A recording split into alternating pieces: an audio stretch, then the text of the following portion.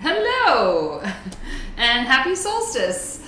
My name is Myda from the Shared Edge, and my partner in crime is Suncear from SunSeaAir Wellness. And together we are the Edge of the Sun. We need some kind of like dance move or something. Anyway, we'll work on it for next time. But yes, we're the Edge of the Sun, and we gather together in these little scenarios on video, on Instagram, on in person, in classes and workshops and retreats. A little retreat coming up, well, big retreat coming up to Bali soon. So if you're interested in that, let us know. But yes, we get together and we just talk energy, astrology, transformation, all the ways that we get stuck along the path, and all of the ways that we can get unstuck. So today we're going to talk about working with the energy of the solstice, and Suncear will tell us more about that. And then if you are new to these sessions, what we do is Suncear will do a little talk about what's going on astrologically, and then I will lead us through a little sound meditation while Suncear is administering distance Reiki. And then afterwards we'll reconvene and just discuss and see how it goes. That's what we got. Okay, everyone. So as of this recording, it is the first day of summer. We're also moving into Cancer season as well. Mida loves the summertime. I'm not a huge fan of summer. And it's actually what we're going to talk about today. It's about shining, right?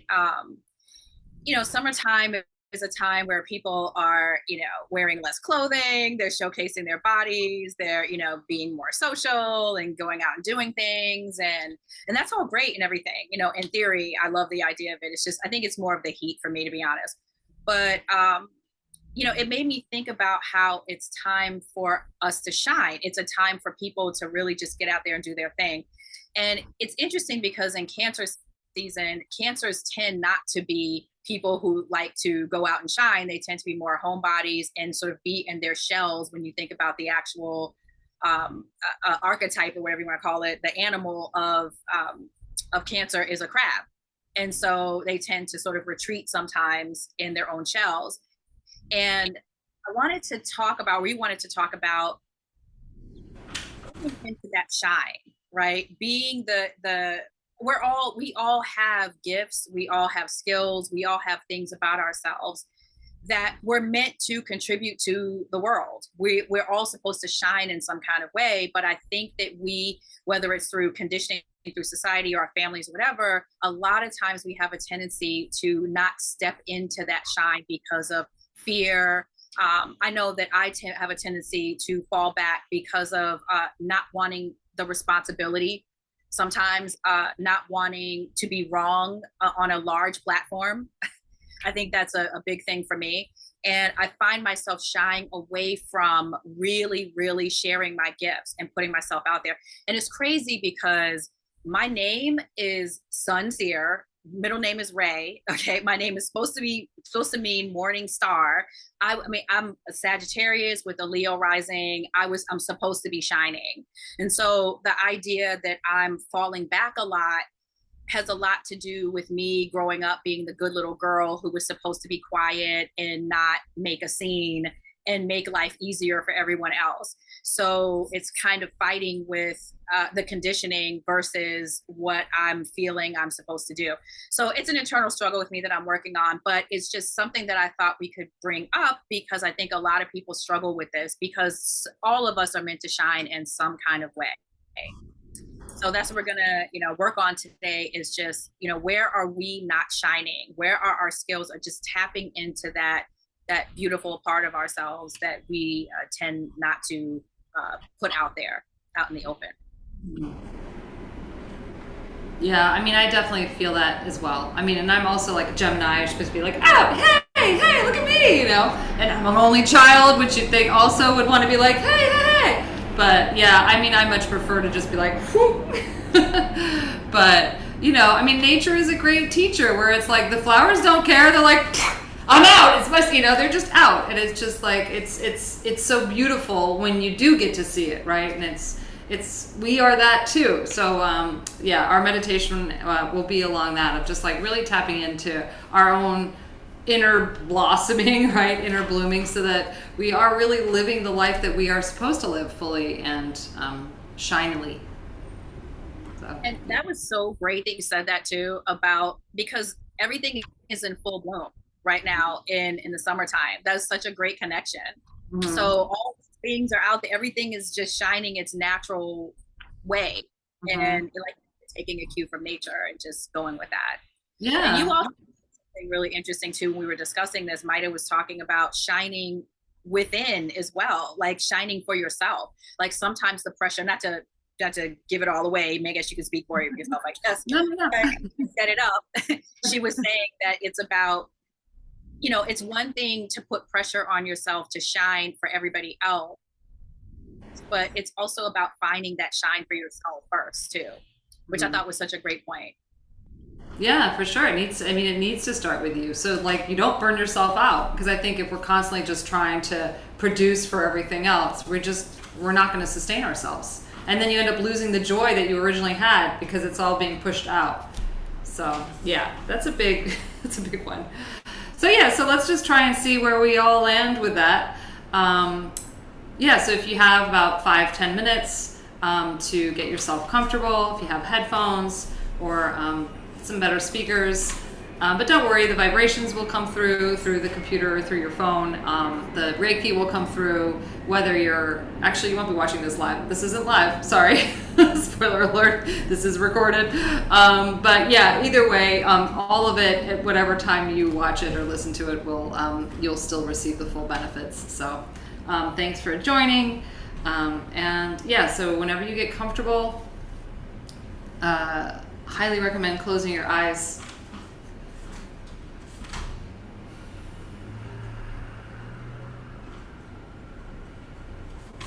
And obviously it's, not summer all around the world. So if you do happen to be in the southern hemisphere where you're experiencing winter, there's also a fullness in that, right? The solstice is a fullness, be it the longest day or the longest night. So just being able to tap into the sense of fullness is always a good moment.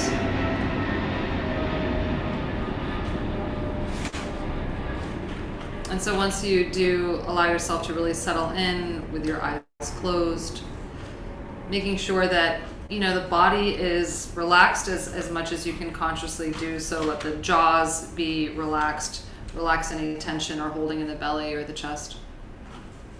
Just kind of sink into yourself a little bit. And take a deep breath in through the nose. And a big sigh out through the mouth.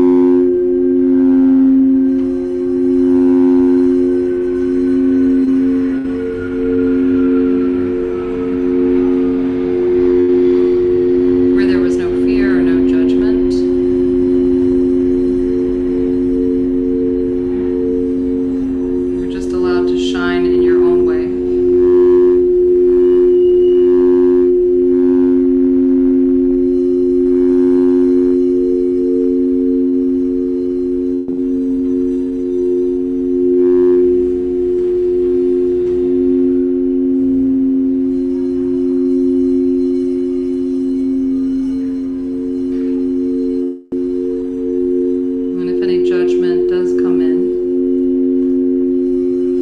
come back to that source of light so that it dispels any darkness or concern.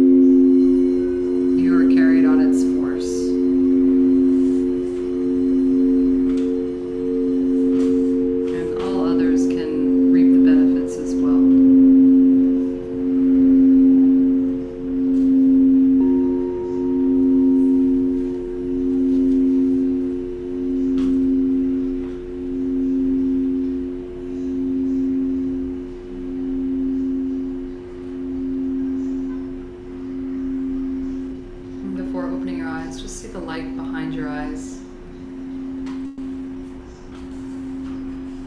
so that even with the eyes closed, you can still see the light. Even in our own darkness, there is always a light within. Trust that it's there guiding you, and that it's waiting for the time to shine.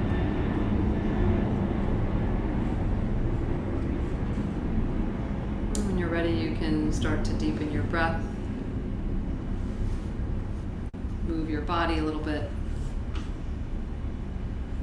and eventually opening your eyes.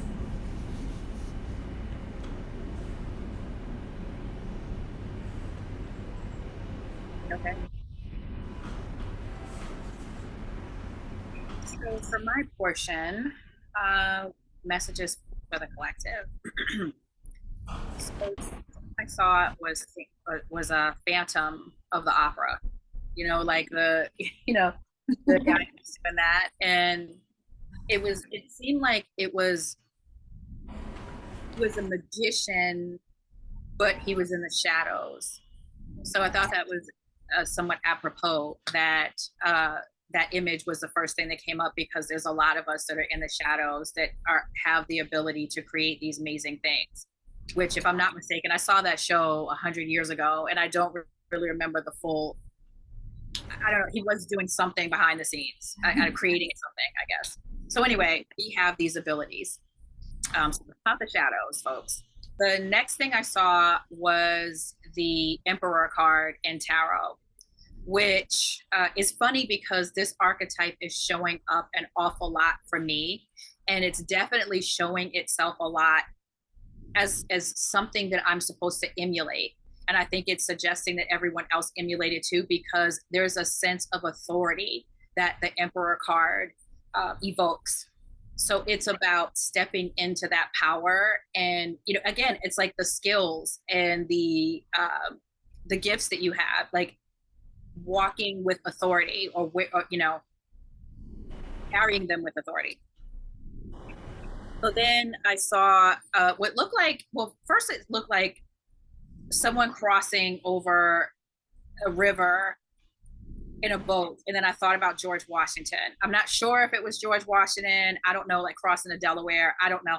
But it gave me this sense of exploration.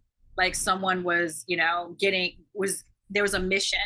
So going on this exploration to learn about what it is that lights you up, as you said, like what is the thing that makes you all excited.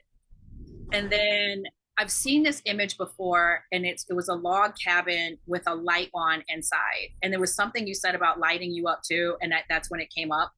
And the house, I think, or the cabin is a metaphor for our bodies, and the light that's inside is there. And I mean, it's a desolate area. It's in the middle of nowhere. And then there's this light on, and it just seems so warm and inviting.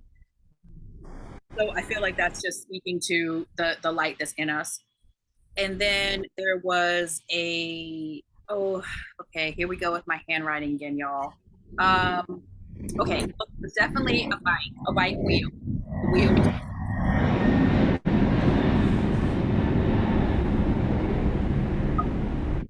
Okay, so there was an elephant, which totally made me think about taking up space. An elephant is huge. It's one of the biggest animals, and it's just there. And then the giraffe came, and the giraffe is also a huge animal that is just there, elongated neck. You can't miss it. You know what I mean? It's just, again, taking up the space. Then I saw sunflower, which is a plant that evokes taking up the space. So it's just standing tall and bright, and you can't miss it. Everybody knows what a sunflower looks like. So I thought that was speaking to that as far as stepping into that. I saw a raccoon, which raccoons have a tendency to mean, you know, I don't want to say being behind the scenes, but the mask. It's like wearing a mask. So taking the mask off or coming out from outside of the mask. I saw an apple, which was very random. I honestly don't know what it meant, or what the context of it was. It was just an apple sitting there. I did think of like giving an apple to your teacher. I'm not sure where that fits in within the context of all of this, but I did think that. Or maybe just the fruits, like the fruits of all the blossoms, right? Like what these kind of blossoms produce. Maybe, I don't know. It could be. I mean, it could be also like planting seeds, and then, you know, I don't know, because I was thinking apple seeds maybe, and, you know, something comes from it, like something that's useful, something that is people enjoy eating it. And I did think a little bit about Eve, like Adam, the whole story, the biblical story of that. And maybe it's just exploring something forbidden. Maybe that's what it is people are afraid of exploring something, or the temptation, you know? I mean, there's a lot of risk that you have to take, you know? It does feel very risky. Yeah, I mean, I think that whole apple scene goes back to what I was saying about the conditioning that people feel for wanting to shine. I mean, if the story is to be believed, you know, the whole thing is like, oh, well, Eve was this, like, you know, kind of naive dummy that went ahead and took the apple, and, you know, now look what happened. You know what I mean? It's like she ruined everything. So she ruined humanity.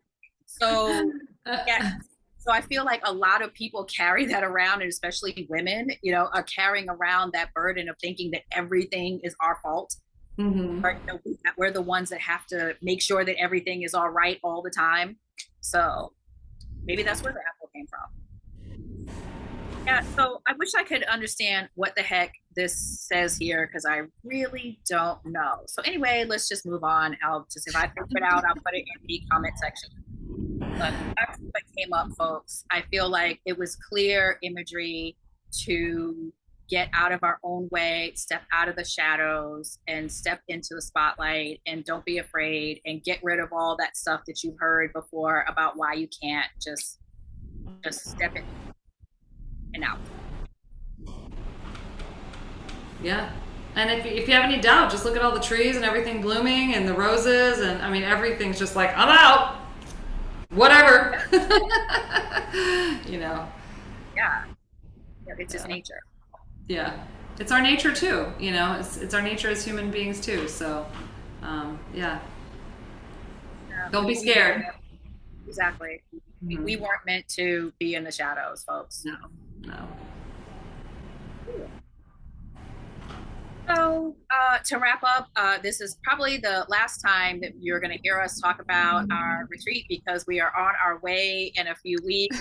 It's all solidified. There is still a couple of spots available. So, if you're interested, let us know or head on over to theedgeofthesun.com. We'll see you next time. See ya.